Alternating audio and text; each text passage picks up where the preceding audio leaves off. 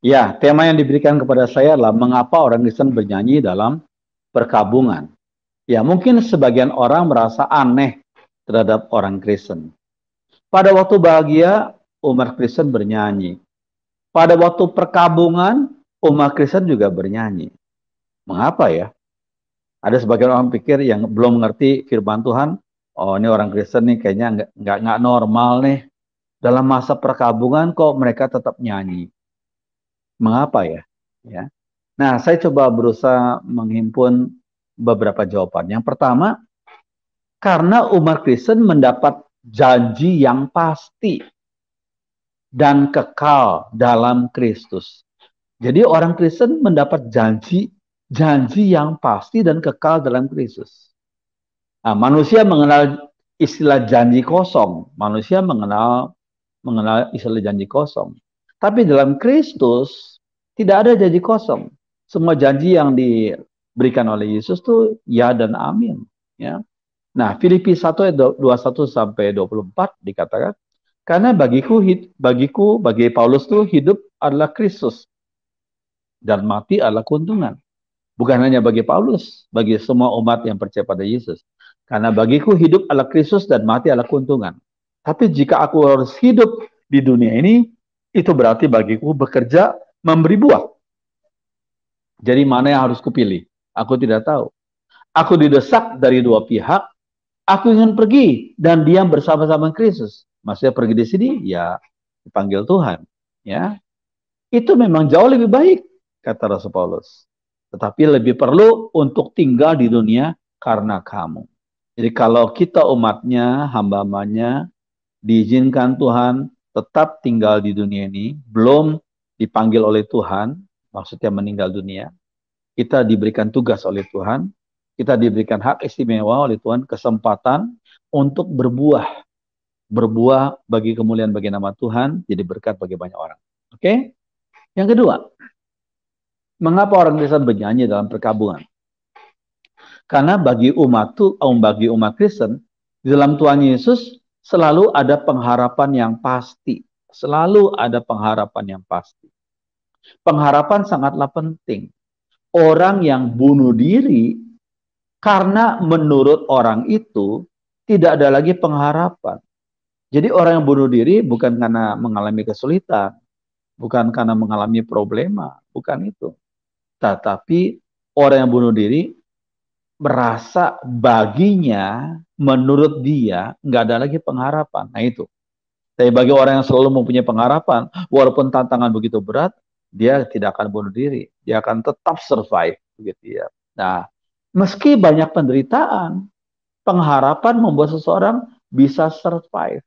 Ini orang Kristen, umat yang percaya pada Yesus. Ya, meski banyak penderitaan, pengharapan membuat seseorang bisa survive, bisa bertahan menghadapi tantangan sekalipun. Ya, mengapa ada pengharapan sekarang? Pertanyaannya, mengapa ada pengharapan? Karena bagi umat Tuhan selalu ada Immanuel, Allah menyertai umatnya. Itu nama lain daripada Tuhan Yesus. Dalam kitab Matius 28 ayat 20b, Tuhan Yesus berjanji apa? Dan ketahuilah, aku menyertai kalian senantiasa sampai kepada akhir zaman. Luar biasa.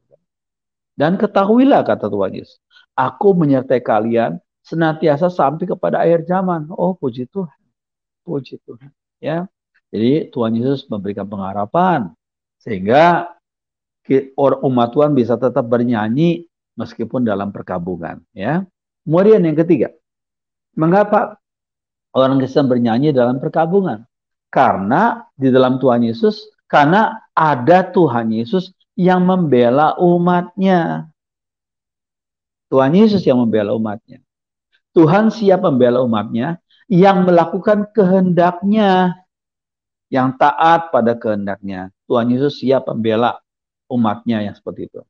Tetapi beliau juga siap menegur umatnya bila umatnya salah jalan dan bersikap membandel kepada perintahnya. Tapi kalau umatnya taat melakukan kehendaknya, oh Tuhan Yesus selalu membela. Ingat Roma 8 ayat 33 sampai 35 dikatakan, Siapakah yang akan menggugat orang-orang pilihan Allah? Allah yang membenarkan mereka. Siapakah yang akan menghukum mereka? Kristus Yesus yang telah mati. Bahkan lebih lagi yang telah bangkit. Yang juga duduk di sebelah kanan Allah. Yang malah menjadi pembela bagi kita. Siapakah yang akan memisahkan kita dari kasih Kristus? Penindasan atau kesesakan atau penganiayaan atau kelaparan atau ketelanjangan atau bahaya atau pedang, nggak ada. Nggak ada satupun satu kuasa yang bisa memisahkan umatnya dari kasih Kristus. Luar biasa bukan? Dan Kristus sebagai pembela umatnya. Puji Tuhan, pembela umatnya. Ya, oke. Yang keempat, mengapa orang Kristen bernyanyi dalam perkabungan? Yang keempat, karena Tuhan turut bekerja dalam segala sesuatu untuk mendatangkan kebaikan. Untuk mendatangkan kebaikan. Dalam segala sesuatu. Tuhan turut bekerja dalam segala sesuatu untuk mendatangkan kebaikan. Orang dunia mengenal kata bahasa Inggrisnya blessing in disguise. Blessing in disguise berarti berkat yang terselubung di balik bencana. Ya, cuma jangan lupa loh ya. Bagi orang dunia, mungkin itu karena kebetulan. Karena kebetulan. Ada berkat terselubung di balik bencana. Mungkin karena kebetulan. Tetapi umat Tuhan, umat yang percaya pada Yesus, menerima janji Allah yang ya dan amin dalam Roma 8 ayat 28. Roma 8 ayat 28. Kita tahu sekarang bahwa Allah turut bekerja dalam segala sesuatu. Dalam segala sesuatu. Baik yang nyaman maupun tidak nyaman, yang sehat maupun yang sakit, yang lancar maupun tidak lancar. Ya, kita tahu bahwa Allah turut bekerja dalam segala sesuatu untuk mendatangkan kebaikan. Untuk mendatangkan kebaikan bagi mereka yang mengasihi Dia.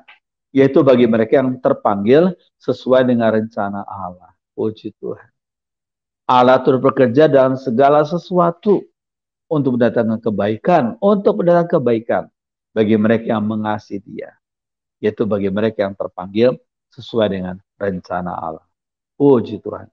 Ya, oke. Yang kelima, mengapa orang Kristen bernyanyi dalam perkabungan?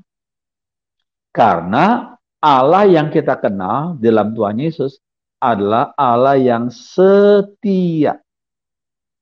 Yo, masalah setia ini sulit. Ada orang yang dulunya setia, sekarang lain. Kenapa dia bersikap lain? Ya mungkin karena kita sudah tidak semakmur dulu. Kita tidak sehebat dulu. Kita tidak menjanjikan seperti kondisi kita waktu lalu. Bisa saja tuh. Atau kitanya tetap sama tapi orang itu yang sudah berubah.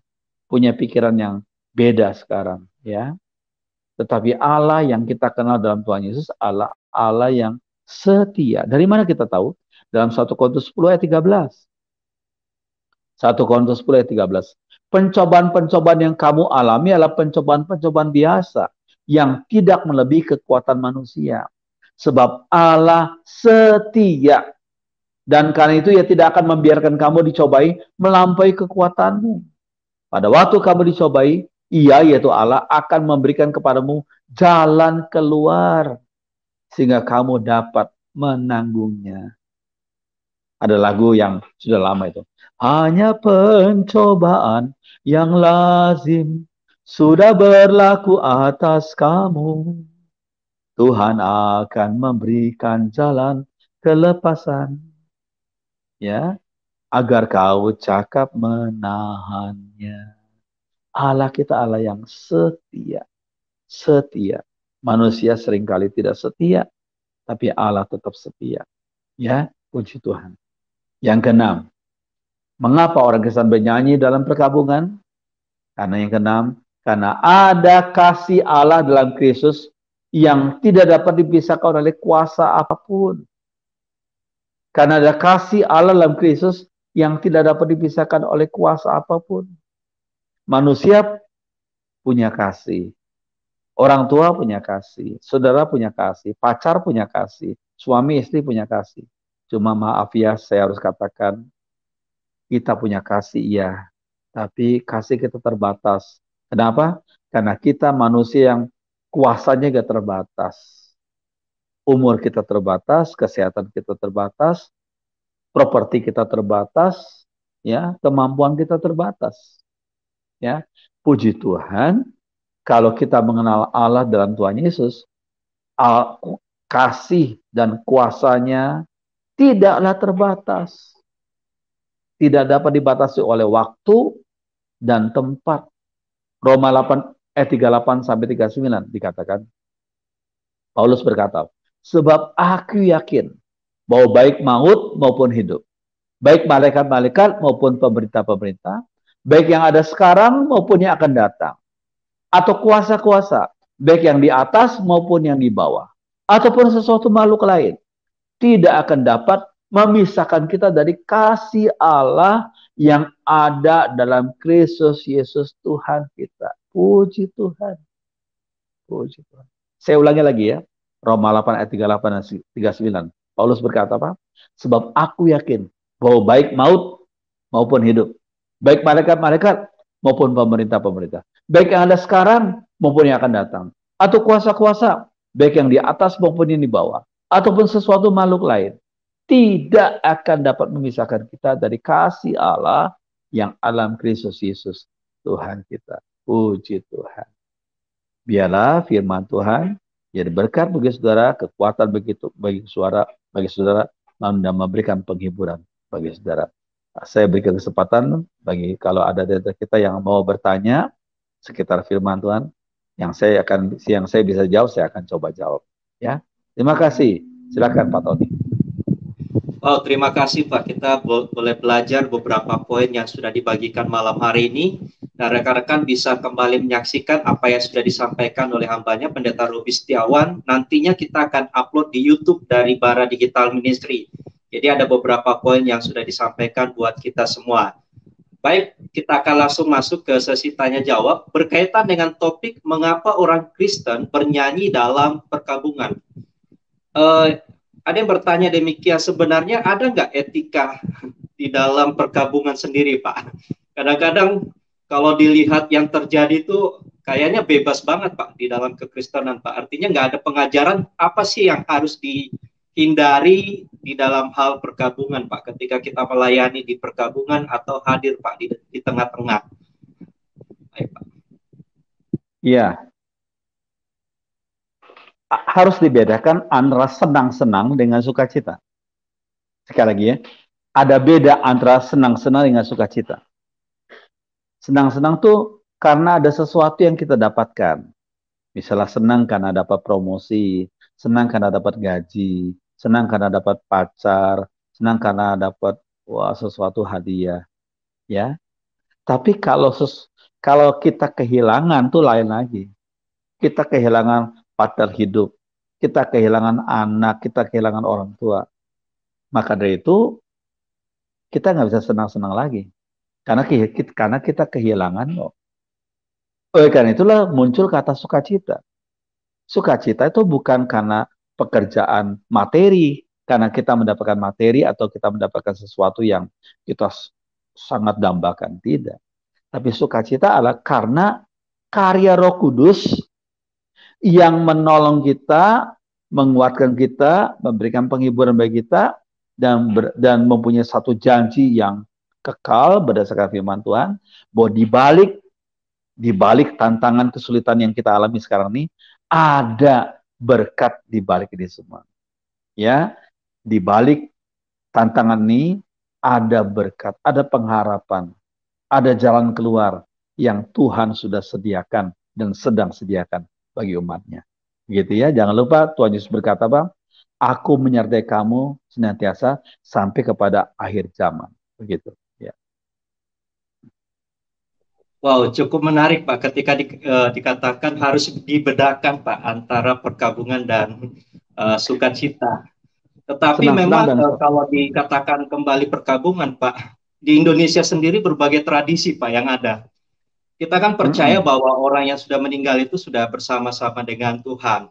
Tetapi yang menjadi persoalan adalah terkadang setelah perkabungan justru keluarga yang eh, mengalami kesulitan, harus menyiapkan apa yang dibutuhkan dalam acara dan sebagainya, dan itu meninggalkan kesulitan buat keluarga, bukan? Nah, Iya. itu di sebagian daerah, Pak. Nah, bagaimana tanggapan Pendeta Robi tentang hal ini, Pak? Iya, memang ada sebagian suku atau kelompok tertentu yang punya adat istiadat. Maka dari itu, adat istiadat sebenarnya letaknya tuh di bawah firman Tuhan. Jadi kalau adat istiadat tuh selalu kita, maaf ya, saya harus katakan yang mungkin bagi sebagian orang berat ini mendengarnya. Adat istiadat tuh di bawah firman Tuhan. Maksudnya dievaluasi oleh firman Tuhan. Kalau adat istiadat tuh nggak sesuai dengan firman Tuhan, mari sebagai umatnya kita dengan rendah hati kita berkata, silakan Tuhan evaluasi adat istiadatku sesuai dengan petunjuk firman Tuhan, begitu loh. Ya, jadi kalau ada sebagian orang, oh karena kematian orang tuanya, wah harus menyediakan pesta sekian hari ya. Padahal waktu orang tuanya sakit saja, waduh banyak banyak uang sudah keluar, banyak uang sudah keluar. Puji Tuhan, kita sekarang ada BPJS. Tapi BPJS pun punya banyak keterbatasan, bukan? Ya, pokoknya kalau kita diizinkan Tuhan mengalami sakit orang tua kita, wah sakitnya sakit penyakit yang berat, wah orang keluarga perlu siap-siap itu dengan berbagai biaya segala macam. Oleh karena itu, kalau kalau orang tua kita dipanggil Tuhan, bagaimana bagaimana upacaranya? Ya, kalau menurut firman Tuhan, biarlah kita melakukan upacara yang tidak berlebihan, yang sesuai dengan kemampuan kita, yang gak usah yang apa ya, waduh. Maka dari itu, saya menurut firman Tuhan, adat istiadat pun perlu dievaluasi oleh firman Tuhan, begitu ya, ya gitu. Ya, mungkin seperti itu yang saya bisa berikan. Terima kasih, Pak. Dan memang ini hal-hal yang terjadi di beberapa wilayah, Pak. Hmm. Baik, eh, tadi ada beberapa poin yang Pendeta Robi sampaikan. Di antaranya poin pertama itu adalah sebuah keuntungan, Pak. Artinya mati adalah keuntungan. Nah, sebenarnya makna yang tepat dari istilah ini apa, Pak? Karena sebagian orang berkata, wah daripada saya menderita di dunia, lebih baik saya kembali kepada Bapa. Bukankah itu sebuah keuntungan? Dan ada juga yang bilang, wah ada saatnya nanti kita akan dipanggil Tuhan, itu adalah sebuah keuntungan ketika saatnya nanti. Nah, sebenarnya makna dari keuntungan yang disampaikan Paulus itu seperti apa, Pak? Apakah setiap kita bisa berkata demikian, atau hanya orang-orang tertentu saja, Pak, yang bisa menyatakan demikian? Karena ada yang Iya, bilang, kalau kamu dipanggil duluan, kasihan istri anakmu. Kamu mungkin untung, tapi keluarga enggak. iya, iya, Iya, betul, betul, begitu, Pak. betul, betul. Iya, jangan lupa loh, kehendak Allah tidak sama dengan kehendak manusia. Kehendak Allah tidak sama dengan kehendak manusia. Kehendak manusia sering bilang, manusia bilang, ini keuntungan. Ya, cenderungnya berkaitan dengan egosentrisnya. Ya, keuntungan dirinya sendiri. Tapi kalau kehendak Allah, Allah pasti tahu yang ditinggal juga akan mendapatkan kebaikan daripada peristiwa itu, ya. Dan khususnya yang meninggalkan juga Allah, kalau dia percaya pada Tuhan Yesus, Allah sudah sediakan tempat yang baik di surga, yaitu rohnya, ya. Nanti pada akhir zaman, pada waktu Yesus datang kedua kali, akan diberikan tubuh yang baru, ya. Jadi maksudnya apa? Yang baik menurut kehendak Allah, yang baik menurut menurut pandangan Allah. Yang baik tidak berarti sesuai dengan kemauan kita. Ya, oh, maaf kalau dikatakan, misalnya ada orang yang banyak hutang, ya. Wah, waktu dengar berita tentang Yesus mau datang kedua kali, oh puji Tuhan, mari cepat-cepat Yesus datang kedua kali supaya aku terbang tinggi dan meninggalkan hutang-hutangku. Ternyata Tuhan Yesus belum datang juga kedua kali. Wah, dia jengkel. Mana Tuhan Yesus kok nggak datang-datang? Ya, Tuhan Yesus, Tuhan kita ingin kita bertanggung jawab akan segala kewajiban kita. Ya, weekend itu kita sebagai umat Tuhan jangan sembarangan, jangan terlalu cepat berhutang ya kepada orang lain.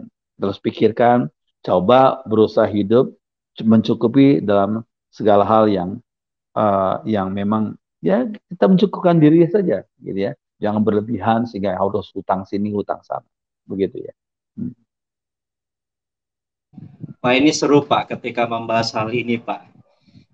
Ya, Berkaitan dengan hal ini Pak, artinya bahwa sebagian orang berkata bahwa hidup ini singkat. hmm. Hidup ini artinya seperti Salomo bilang, di bawah langit ini semuanya sia-sia. Semua Hmm. akan kembali. Lalu ada yang bertanya Pak, lalu kalau demikian mengapa kita harus bekerja keras?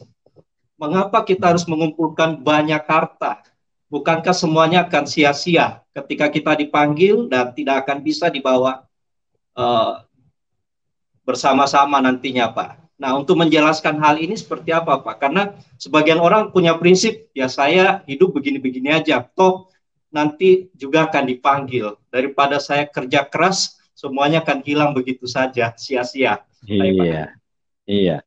Eh, Harta yang kita punya, ya, ya itu fana, ya. Misalnya bercontoh seorang punya duit 1 juta, seorang punya duit 1 M, ya itu fana. Ya. Cuma kalau kita ingat Matius 6, kumpulkanlah bagimu harta di surga. Loh, bagaimana kalau buka harta di surga? Jangan lupa loh, kita sehari-hari hidup ini ada yang kekal, ada yang tidak kekal. Terus kita bedakan tuh. Uang kita nggak kekal, uang kita tidak kekal. Tetapi dengan memakai uang kita, kita bisa dipakai Tuhan untuk melakukan pekerjaan Tuhan seperti melakukan bara digital ministry. Ini karena butuh uang, betul nggak? Ini kan butuh uang untuk mendukung untuk semuanya. Tetapi hasilnya apa? Orang-orang yang mendengar dikuatkan imannya, dimenangkan bagi Tuhan jiwanya, diselamatkan. Itu jiwa-jiwa yang diselamatkan itu nilainya kekal. Ya, jiwa-jiwa manusia yang diselamatkan itu nilainya kekal. Harta nggak kekal, begitu ya. Rumah yang besar nggak kekal, mobil yang bagus nggak kekal, tapi jiwa-jiwa. Jadi gunakanlah harta yang sementara di dunia yaitu uang untuk membawa jiwa-jiwa yang kekal tuh untuk percaya pada Tuhan Yesus. Ya seperti pelayanan Bara Digital Ministry ini, puji Tuhan. Ya, gitu. Ya mungkin gitu. Oh, luar biasa, Pak. Baik, Pak. Berkaitan Hmm. menyambung tadi pertanyaan, Pak. Kalau dikaitkan di Hmm. dalam Matius, Pak, tentang lebih mudah seekor unta masuk melalui lubang jarum daripada orang kaya, Pak. Artinya sebenarnya maknanya apa sih, Pak? Karena banyak orang yang sebagian memahami, wah orang kaya harus menanggalkan apa yang menjadi kekayaannya baru bisa masuk. Apakah sedemikian simpelnya seperti itu, Pak? Atau mungkin ada makna yang lebih dalam, Pak, yang terkandung di dalam bagian ini? Dan menyambung tadi pertanyaan sebelumnya, Pak. Baik. Ya, itu latar belakang demikian. Jadi waktu itu 2000 tahun yang lalu di pintu di kota Yerusalem itu ada gerbang. Yang pertama gerbang besar yang dibuka pada siang hari. Tapi pada waktu malam hari gerbang besar ditutup, hanya tinggal pintu pintu yang kecil. Jadi kalau ada orang datang terlambat dengan ontanya, jangan lupa loh, onta itu binatang yang luar biasa loh, yang kuat berjalan berjam-jam ya. Ya. Lalu onta itu bagaimana masuk lewat gerbang pintu yang kecil itu? Bisa dengan cara apa? Dengan cara pemilik onta itu harus melepaskan dulu segala apa barang-barang tunggangan onta itu. Kemudian onta itu dengan cara seperti nggak berdiri, tapi dengan sambil apa begitu berlutut begitu, dia bisa masuk.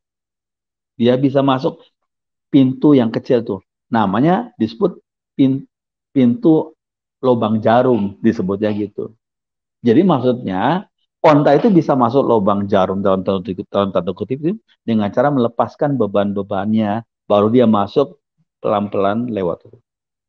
Nah, itu maksudnya demikian. Jadi lubang jarum bukan lubang jarum yang kita pakai itu bukan, tapi adalah nama dari satu pintu di Yerusalem waktu itu yang yang khusus bagi orang-orang yang terlambat malam hari, bisa onta bisa masuk tetapi melepaskan semua barang tunggangannya. Ya, begitu ya. Jadi maksudnya apa? Orang kalau kita mempunyai harta yang sementara di dunia ini, hati kita janganlah melekat pada harta yang di dunia ini. Seperti istrinya Lot itu ya. Ketika Tuhan bilang, ayo cepat-cepat. Malaikat Tuhan berkata, cepat-cepat tinggalkan di Sodom dan Gomora. Waktu dia lari, dia ingat hartanya. Dia noleh ke belakang. Ya jadi tiang garam dia. Harta yang di dunia cuma sementara. Nggak bisa kita bawa. Tapi gunakanlah harta yang sementara ini untuk menangkan jiwa-jiwa yang kekal. Jiwa-jiwa yang kekal yang Tuhan mau selamatkan. Untuk diselamatkan bagi Tuhan. Begitu ya. Maksudnya. Ya. Ya, ada kalau ada yang bertanya demikian. Kalau berbicara tentang melayani harus punya harta, Pak. Sementara kan Iya. sebagian orang untuk hidup aja susah, Pak. Nah, apa yang bisa dipersembahkan, Pak? Sementara kehidupan memang berat, Pak. Jangankan melayani seperti demikian yang sekarang ini, Pak. Melayani diri sendiri aja untuk kebutuhan susah, Pak. Nah, mungkin ada penyampaian dari Pendeta Robi tentang hal ini, Pak. Sebagai umat Tuhan, seperti apa sebenarnya ketika dalam kondisi demikian, namun tetap punya hidup yang memuliakan nama Tuhan dan memberikan yang terbaik buat Tuhan. Ya. Iya. Kalau orang berkata hidup ini susah, oh nggak usah diomongin. Hidup ini memang, apalagi waktu pandemi, sekarang pun masih pandemi, walaupun Indonesia sudah jauh menurun ya. Ya kita harapkan tidak ada gelombang ketiga tentunya. Ya memang, kalau dikatakan hidup ini memang tantangannya berat, iya memang. Tetapi jangan lupa loh, firman Tuhan melampaui kondisi dunia ini. Firman Tuhan tuh melampaui kondisi dunia ini. Kalau kita mengembalikan persepuluhan kita, maka lihat Malaikat 3 ayat 10. Malaikat 3 ayat 10. Kalau kita mengembalikan persepuluhan kita, itu persepuluhan itu miliknya Tuhan. Persepuluhan itu miliknya Tuhan. Tuhan memberikan kita, oke, seluruh apa yang kita punya sebenarnya dari Tuhan. Tapi Tuhan bilang, oke, 9 per 10 silakan kamu gunakan. Tapi yang 10 kembalikan kepada Tuhan. Karena akulah yang sang pemberi. Ya, persepuluhan itu bisa mendukung pekerjaan Tuhan, luar biasa. Ya, tetapi kalau kita mengambil persepuluhan yang harus dari Tuhan, kita ambil, maaf kalau saya katakan, kita rampok, kita nggak kembalikan kepada Tuhan, ya akibatnya belalang akan datang, menyerang hasil panen kita. Ya, wah, belalang bisa berarti apa? Mungkin penyakit, mungkin musibah, berbagai macam. Begitu ya. Jadi kalau kita mengembalikan persepuluhan, oh berkat Tuhan selalu ada. Jangan lupa, berkat Tuhan tuh jangan hanya dinilai dari uang. Berkat Tuhan aspeknya luas sekali. Kalau kita sehat, itu berkat Tuhan. Kalau kita punya banyak teman, itu berkat Tuhan. Kalau kita ada kesempatan untuk mengaplikasikan talenta kita, itu berkat Tuhan. Berkat Tuhan itu luas sekali. Berkat Tuhan jauh lebih besar ketimbang uang. Kesempatan itu berkat Tuhan. Gaji itu berkat Tuhan. Keuntungan itu berkat Tuhan. Jangan lupa, teman-teman yang baik juga berkat Tuhan. Keluarga yang baik itu juga berkat Tuhan. Kesehatanlah berkat Tuhan. Jadi berkat Tuhan itu luas sekali. Ya. Jadi, bagian itu jangan lupa ya. Kalau kita menerima berkat Tuhan setiap bulan, kembalikan persepuluhan kepada Tuhan untuk mendukung pekerjaan Tuhan. Nanti, kalau kita lakukan kehendak Tuhan, Tuhan akan memberikan berkat yang nggak pernah kita duga, ya, nggak pernah kita duga. Oke. Ada satu ayat bagus tuh, 1 Korintus 2 ayat 9. Coba mungkin bisa dibacakan Pak Tony. 1 Korintus 2 ayat 9 ya.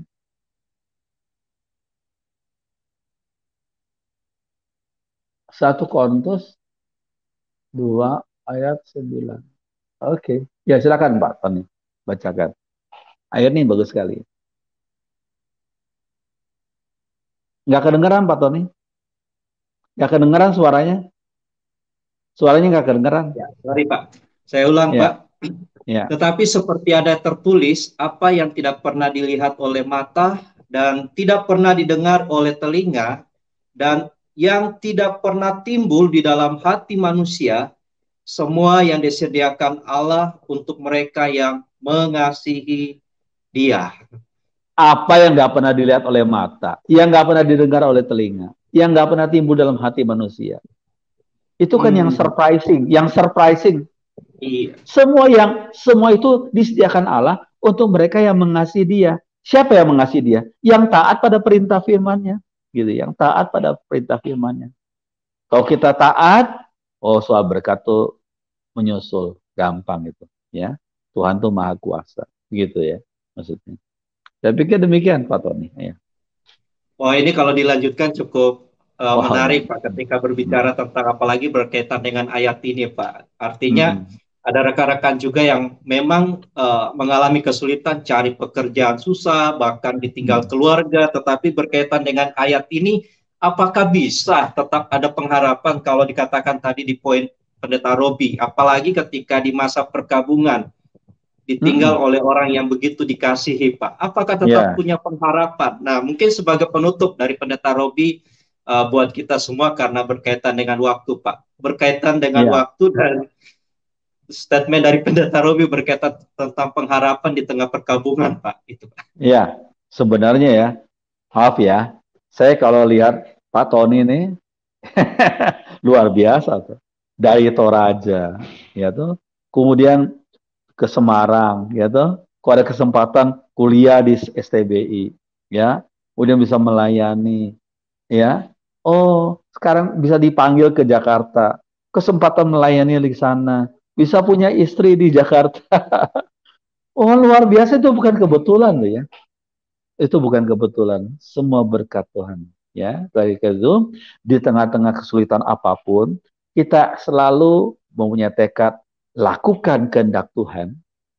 Matius 6 ayat 33 itu penting. Matius 6 ayat 33. Carilah dahulu kerajaan Allah dan kebenarannya. Maksudnya lakukan kehendak Allah lebih dahulu. Maka yang lainnya akan ditambahkan kepadamu. Matius 6 ayat 33. Saya pikir demikian, Pak Tony. Ya. Oh, cukup menarik, Pak. Ini rasanya Hmm. rekan-rekan juga ada yang kadang-kadang menyampaikan bara ini terlalu singkat, Pak, acaranya. Iya, saya pikir gak gitu Pak Tony. Diusulkan, kalau bisa jangan setengah jam, 1 jam aja. Iya Tapi ya, betul. puji Tuhan ini pun sebenarnya waktunya yang kita berikan 30 menit, Pak. Tapi terkadang Hmm. bisa lebih dari waktu yang memang sudah disepakati Iya, dari awal bersama. Dan kadang-kadang kita juga menyampaikan ke pembicara, mohon maaf untuk penambahan waktu karena berkaitan dengan apa yang disampaikan oleh rekan-rekan iya. melalui komentar, Pak. Baik, Maaf Pak Tony, saya boleh tambahkan. ya, Kita harus bersyukur, boleh. kita harus bersyukur kepada Ya. Tuhan. Tuhan sudah Hmm. menggerakkan pendiri bara, pendiri bara. Iya. Ini luar biasa loh, luar biasa jadi berkat bagi orang Kristen di Indonesia dan di tempat lain. Mereka ada yang Amin. mendukung dari materi mereka, itu luar biasa sehingga Pak Tony bisa melayani di Bara, siapa lagi teman-teman yang lainnya, ya. Ya. Dan kami yang Bebatuan dipanggil untuk melayani di Bara, ini semua berkat Tuhan, ya. Amin. Ya. Baik Pak, terima kasih banyak untuk apa yang Hmm. sudah disampaikan Pendeta Robi buat kita Hmm. semua. Hmm. Dan tentunya rekan-rekan juga yang sudah menyampaikan pertanyaan atau komentar, thank you banget. Hmm. Kita akan masuk di sesi terakhir mendoakan setiap rekan-rekan yang ada. Ada satu pokok doa dari Facebook Pak, kita akan tampilkan dari Arosi Duhu. Sorry kalau menyebut salah namanya. Saya sakit Rosihu, stroke ringan, mohon Bapak Pendeta mendoakan kesembuhan saya. Itu aja Pak. Rosi, Rosi siapa? Rosi Duhu. Rosiduhu, Saho Rosiduhu. Yago. Ya, Ya, oke, Rosiduhu. Ya, kita baik berdoa itu Pak. ya. Baik. Bapa di surga, kami bersyukur karena dalam Yesus umat Tuhan mempunyai dan diberikan pengharapan yang tidak terbatas. Pengharapan itu tidak terbatas dalam usia kami yang terbatas. Tapi pengharapan yang kekal ya Tuhan. Pengharapan yang kekal. karena Tuhan Yesus menyertai kami. Tolong kami untuk taat pada kehendak Tuhan, pada rencana Tuhan.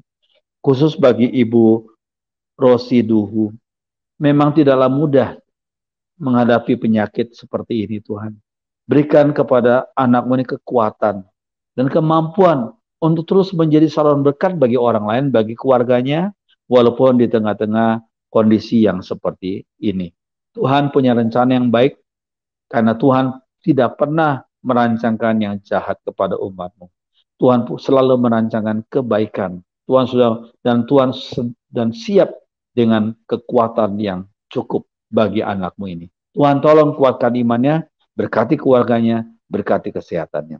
Terima kasih, berkati pelayanan bara, Tuhan berkati pendiri, perintis, dan berkati akan semua orang yang mensponsori Bara Ministry. Berkati hamba-hamba Tuhan dalam pelayanan Bara Ministry, Tuhan berkati supaya menjadi suatu berkat bagi banyak orang. Terima kasih, segala kemuliaan kepada Tuhan saja, dalam nama Tuhan Yesus. Amin.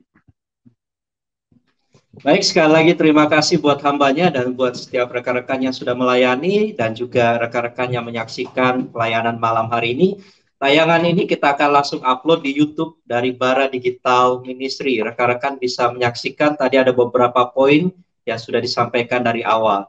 Baik, besok malam kita akan kembali di jam 7 malam dan rekan-rekan juga bisa menyaksikan, dan besok bersama dengan Pendeta Robi Chandra. Kalau semalam hari ini Robi Setiawan, besok Pendeta Robi Chandra. Baik, bersama saya Bos Tony dan segenap tim yang melayani, sekali lagi terima kasih. Tuhan Yesus memberkati.